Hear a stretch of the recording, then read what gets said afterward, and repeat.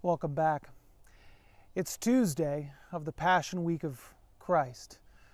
We're looking at the things that he did, the things he said, the reactions of people to get a better understanding of the events of the week as we move toward his crucifixion and resurrection on Easter.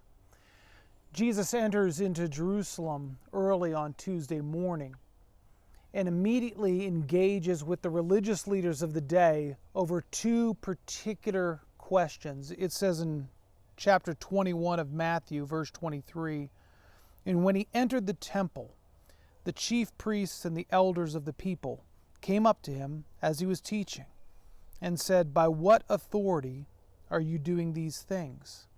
And who gave you this authority?'"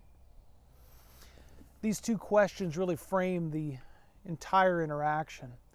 You see, since they didn't believe Jesus was the Christ, the Messiah of God, they wanted to know by what authority, whose permission or power is he drawing on. Now, there'd been discussions earlier in Matthew chapter 12 that Jesus was drawing on some type of underworld power, some demonic force, some spiritual dynamic in this world.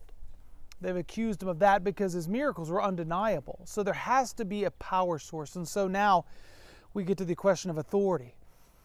And you're going to read in your time this morning that there were essentially 3 rounds of questioning as they begin to examine him, seeking to expose him as a fake, as a fraud, because they didn't believe in him. He turns the tables and he begins to question them and finally exposes them as the religious hypocrites that they are. The thing I want you to consider is this idea of authority is not just for then, it's for now. You see, we struggle with authority. I struggle with it all the time. And if you would parse through your life, you would see that you do as well.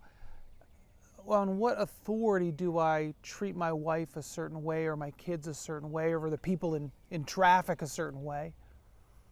I'll either submit to the authority that Jesus is my Lord, He's my Christ, I want to please Him, or I please myself. We traffic in this idea on whose authority, whose governance is in our life. And one of the things you're going to see today, it's amazing, is that Jesus is so laser focused that He's on the path that the Father has prepared for Him, that He doesn't let anything discourage or dissuade Him. He deals with things and moves through things, trusting the Father. It's incredibly encouraging to know that when I don't do that, when I rely on my own authority, my own abilities, that's sin.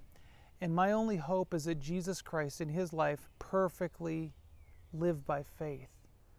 And because He submitted to the Father, I'm forgiven for the times that I don't. Because He recognized the authority of the Father and walked in that power, I can be forgiven for the times that I try to wrestle that authority back for myself. So as you take this time and read through the devotion that's in the notes below, ask God to search your heart. Are you living under His authority? Because as you'll see today, the religious leaders find themselves in opposition to Christ. And that's a bad place to be.